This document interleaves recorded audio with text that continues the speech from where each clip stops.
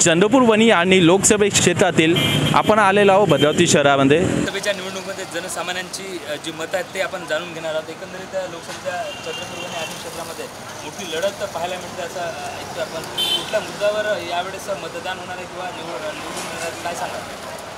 असं पाहिलं तर आजच्या या लोकसभा क्षेत्रामध्ये सुधीरभाऊ मुनगंटीवार हे फार लोकप्रिय नेते आहेत आणि यांची कार्य करण्याची क्षमता ही फार विकासशील आहे। नवीन मतदार आहे एकंदरीत भाऊ आणि ताई यामध्ये चुरशीची लढत होते का अशी चर्चा कुठेतरी सुरू आहे सोशल मीडियावर काय सांगा? सुधीरभाऊ मुनगंटीवार यांनीच निवडून येणार आहे। जास्तीत जास्त 1 लाख वोटिंग निवडून नक्कीच काय सांगाल की काय कारण आहे की भाऊ 1 लाखाच्या वर राहून असं मतदार सांगतो? विकास करून त्यांना ओळखले जाते। कुठली कामं केली भाऊनी काय आपल्याला माहिती आहे त्या संदर्भात?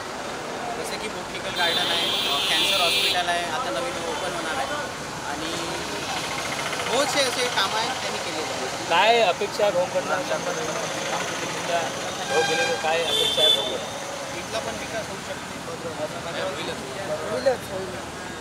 काय वाटतं काका कोण निवडून येईल? हवा सुरू आहे आणि काय चाललंय? साई आणि भाऊमध्ये लढत असल्याचं बोललं जातं आहे काय सांगा?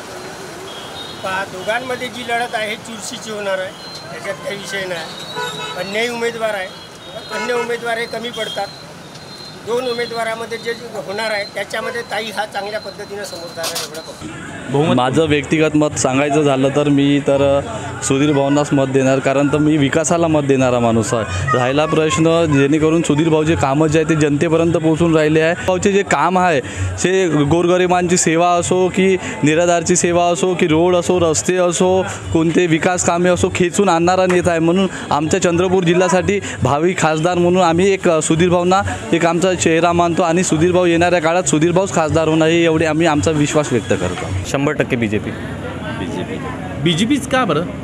त्याच्यात विकास दिसून पडतो आणि देशासाठी सगळ्या प्रामाणिकपणे म्हणजे चांगला आहे ते। माझी फर्स्ट पर्सन म्हणजे असं की विकासाला वेल एज्युकेटेड पर्सनला उमेदवार रिंगणात आहे। आपली पसंत कोणाला राहील आणखी आपली साथ कोणाला राहील? सुधीरभाऊ मुनगंटीवारला। त्याच्यामागे बहुत सारे कारण आहे, तसे की कॅन्सर हॉस्पिटल केलं आहे आपल्या जिल्ह्यात आहे पण दुसऱ्या जिल्ह्यात नाही आहे। ला योग्य तर सुधीर भाऊच वाटते।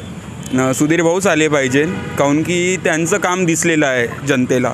बाकी तर मी असं कोणाला बघितलं नाही काम करताना। तर सध्या इकडे तिकडे कोणी कमळ म्हणतात कोणी पंजा म्हणतात, पण जेणेकरून आता बरेचसे कामं कमळने केलेले आहे आणि काँग्रेसने सुद्धा पण केलेलं आहे। तर पाहू आता कोण येते, तसं चर्चामध्ये कमळ पंजा दोन्ही पण आहे, पण आता पाहू आता नेमकं का होतं। आणि बाई कशी इकडले असल्यामुळे कसं इकडनं कामं झाले आहे त्यांच्या हातचे म्हणून। कोणती कामं झाले तरी? रोडचे कामं झाले आहे, नळाचे कामं झाले आहे, घरकुलचे कामं झाले आहे इकडं।